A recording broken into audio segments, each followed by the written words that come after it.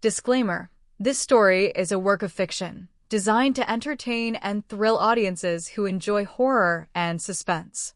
While inspired by real emotions and fears, all characters, places, and events are purely imaginary. Viewer discretion is advised, especially for those sensitive to dark or eerie content. This tale is safe for YouTube viewing and follows all platform guidelines. You ever hear a house scream? Not creak, not groan, but scream like it knows something you don't, like it remembers something awful you never lived through. That's what people in the small town of Red Hollow whisper about. They don't speak its name, just refer to it as the house at the end of Sycamore Lane. But if you listen closely, really listen, you'll hear something when night falls. Something that doesn't want to be forgotten. The story starts on a cold autumn evening, where the wind carries more than just dead leaves. The streetlights flicker at odd hours, and even the crows avoid the branches near that broken iron gate. The house stands old, decayed wood, blackened windows, and a sagging porch like a crooked grin.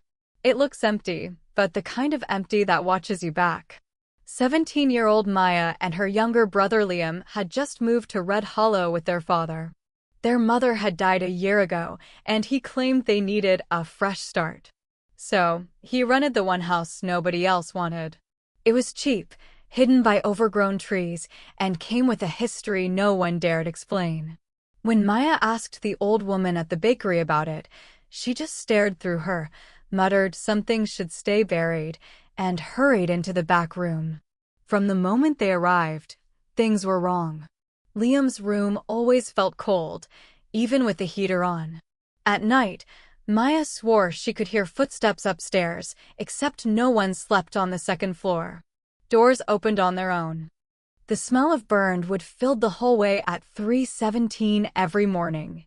And on their second night, Liam swore someone whispered his name from inside the closet, except it was locked shut. Maya tried to ignore it. She kept telling herself it was grief playing tricks, a new town, new stress. But then she found the photograph. Tucked inside a crack in the living room wall, behind torn wallpaper, was an old black and white photo. In it stood a girl about her age, in the exact same room, wearing a nightgown, with eyes scratched out. The back read, "She should have stayed silent." That same night, the screaming began. It wasn't human. It came from inside the walls, low and guttural at first, then rising to a piercing shriek that shook the lights and cracked the mirror in the hallway. Maya covered Liam's ears while her father stood frozen, pale, and silent like he knew this sound already. Like he had heard it before. Now Maya knew something wasn't right, not just with the house, but with her family's past. She began to wonder if their move wasn't a coincidence. What if her father had brought them here on purpose? What if her mother had known? And worse, what if she never really left? The next morning, Maya found Liam drawing with red crayon. The paper was filled with one word written over and over again: listen. But listen to what? That night, Maya decides to find out. She takes a flashlight and climbs the creaking stairs to the second floor, where no one had dared go since they moved in. Each step moans under her weight.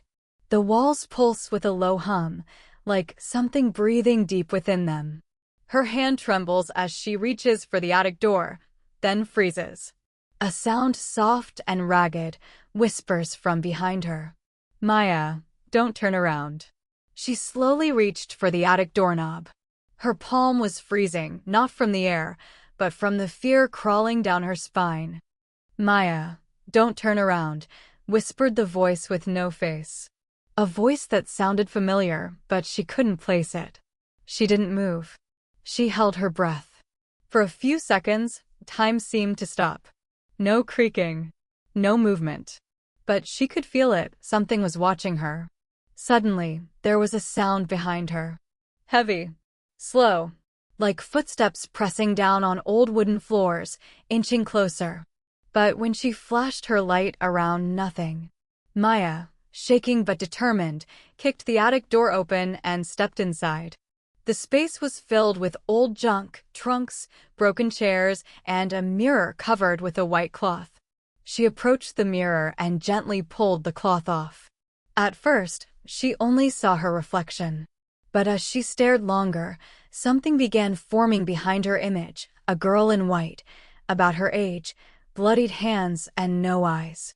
Maya screamed, backed away, and ran from the attic. As she ran down the stairs, she noticed something new on the hallway walls, old photos of children, boys and girls, all with their eyes scratched out. Each had a name underneath. One name read, Maya S. Alvarez. She froze. That couldn't be. She was alive. Real. But her name? In a decades-old photo? Crying, she ran into her room and locked the door. Liam was there, sitting on the floor, staring out the window. I talked to her, he whispered. She said you're next. She stood and held Liam tightly. It's nothing. Just our imagination. But deep down, she knew this wasn't imagination anymore. Every night, strange noises echoed from the walls. A banging sound came from above the ceiling. And at exactly 3:17 a.m., the screaming would return. Maya decided to look for answers. She visited their neighbor, Mang Celso, an old man who rarely left his house. When she asked him about the home, he paled. I grew up there, he said. But it's not a house anymore. It's a prison for souls. Everyone who's lived there leaves a part of themselves behind. Some never leave at all. He showed her an old family photo. On the side was a teenage girl, staring straight at the camera. She looked exactly like Maya. That's my niece. Disappeared at 17. We never found the body. Maya's heart dropped. The age, the face, the name, everything matched. But stories weren't enough. She needed to know. When she returned home, Liam was silent. He'd drawn something on the floor with his red crayon. It read, "Don't open the door below." She turned to the basement. It had always been locked, but now it stood slightly open. A staircase led down into complete darkness. And from below, something moved. She didn't know what she would find. But she knew one thing. The house wouldn't stop screaming until she understood why. She couldn't sleep. No matter how tightly she shut her eyes, the image from the mirror haunted her. It wasn't just a ghost, it felt like a part of her. The next day, her father, Arturo, came home from work. He looked pale and dazed, with a fresh wound on his forehead. I fell down the stairs, he said flatly. But Maya knew he hadn't left the house the night before. You were here, she whispered under her breath. Things only got worse. That same night, she found her father sitting in the dark living room, unmoving, like a statue. When she got close, his mouth suddenly opened. You need to leave, Maya. It's only just beginning, he whispered, and then froze again. The next day, he acted like nothing happened, as if he remembered none of it. Liam, meanwhile, had become eerily quiet. He kept staring under his bed like he was talking to someone. One night, Maya caught him sleepwalking, opening the basement door. Slowly stepping downward. She followed. Each stair creaked. Her flashlight flickered. At the very bottom, there was a wall black, breathing, shifting like smoke trapped inside stone. Then Liam spoke, but it wasn't in his voice. It sounded ancient. You shouldn't have searched for the truth. Some things are safer left unknown. Terrified, Maya pulled Liam back. But just as they turned, a clawed, icy hand reached up from the floor and grabbed her ankle. Long fingers. Sharp nails. She screamed and yanked Liam upward, slamming the basement door shut. She started to lose her grip on reality.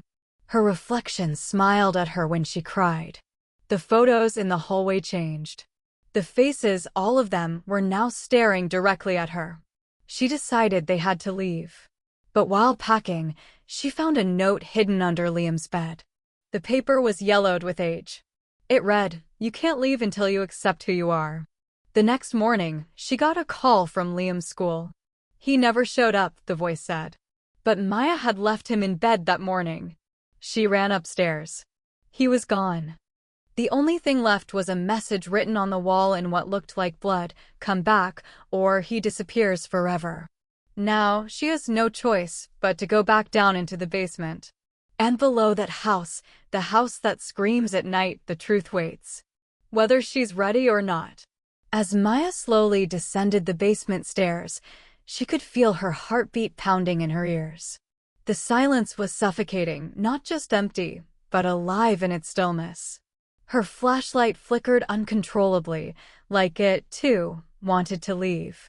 Liam walked just ahead of her, but it wasn't really him anymore. His eyes were glassy, his steps too steady, as if something unseen was guiding him downward, deeper than they had ever gone. The basement felt colder than death. Not just cold on the skin, but cold that reached into her bones, as if her body didn't belong to her anymore. The walls looked different now, damp and blackened, pulsing ever so slightly like they were breathing. With every step forward, the air grew heavier, and the whispering returned, not one voice, but many. Faint, layered, echoing nonsense that made her ears ache and her chest tighten.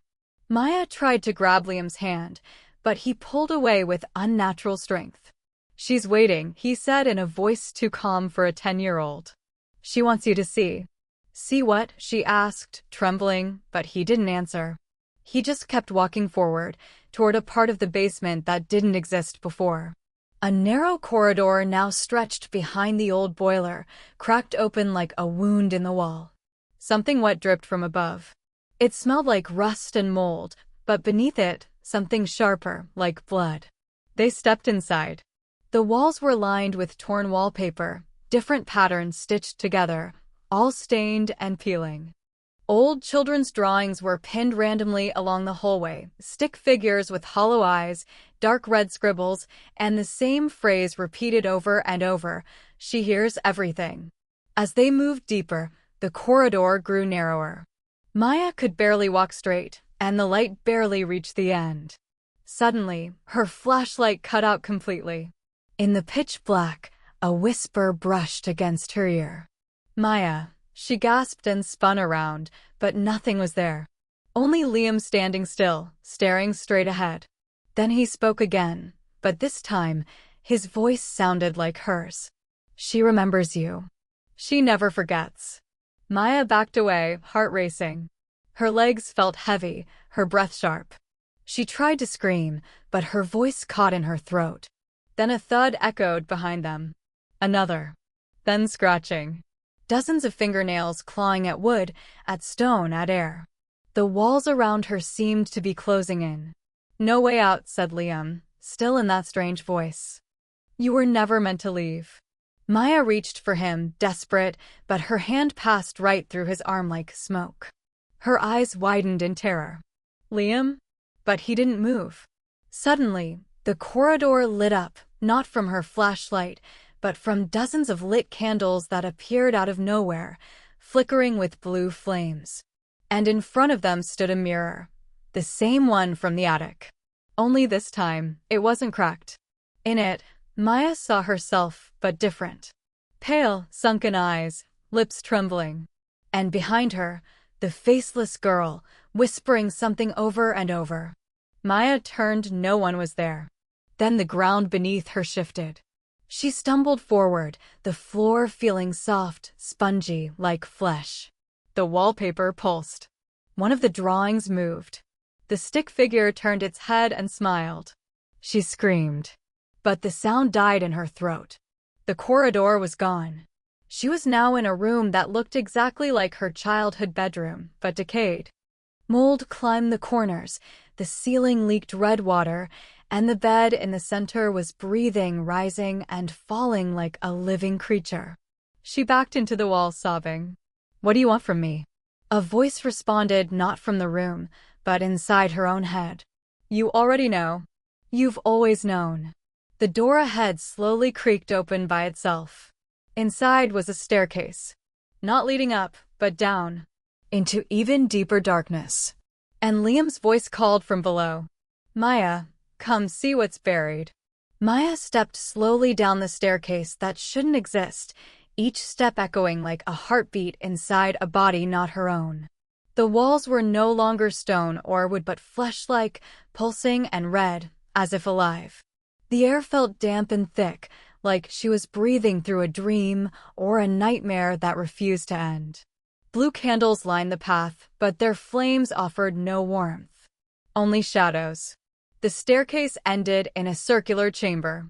In the center sat an old, broken baby crib, rotted wood, frayed linens. Surrounding it were dozens of old photographs nailed into the wall with rusted pins. Each photo was of a child, some smiling, some crying, but all of them had their eyes removed, black smudges where innocence used to be. Maya stepped closer. Her fingers trembled as she touched one of the photos. It looked just like Liam. Same hair, same face, but the date was 1989. Her breath caught in her throat. Then she saw another photo. A teenage girl standing at the top of a staircase. Her face was her own. But the picture was aged, cracked and faded, dated 1972. It didn't make sense. She hadn't even been born yet. Footsteps echoed behind her. She turned, expecting Liam. But it was her father. Only, not quite. His face was twisted. His skin sagged like it was melting off bone. His eyes dead, hollow, almost reptilian. "You weren't supposed to come down here," he said, voice like gravel under metal. "You broke the cycle." "What cycle?" Maya gasped, backing away toward the crib. "This house feeds on memory," he continued. "It rewrites it. It hides the truth. It makes you forget who you were, so it can keep you." He stepped closer. "You were never just Maya. You were her. The first." She shook her head. "That's not true. I have a life. A family." He smiled, rotted teeth, lips cracked. "All memories it gave you. None of it was real. You never left this house." Suddenly, the room began to warp. The crib vanished. The photos melted into the wall. The ceiling cracked open, revealing dozens, no, hundreds of other versions of herself. Screaming, crying, begging, trapped. All in different clothes. All from different times.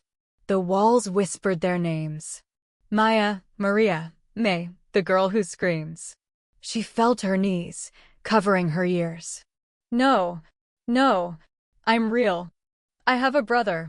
Liam." A laugh echoed, not from her father, but from the walls themselves. "Liam is the bait," said the voice. "He is what brings you back every time." Maya sobbed, shaking her head. "That's not true. He's real. He's real." The room darkened. Only one candle remained lit. And standing behind it was Liam. But this time, his face was different. Older. More ancient. "I told you she remembers everything," he said softly. "I've played this role before. Many times." "No, please, you're not the first Maya to come here," he whispered. "And you won't be the last." Suddenly, the floor split beneath her. She fell, screaming into blackness, no light, no end, just the deafening sound of her own voice looping over and over again. Then silence. And the house was quiet once more. At least, until the next Maya arrives. What would you do in this situation? Would you go deeper to save someone you love, or run and never look back? Do you think Maya will survive?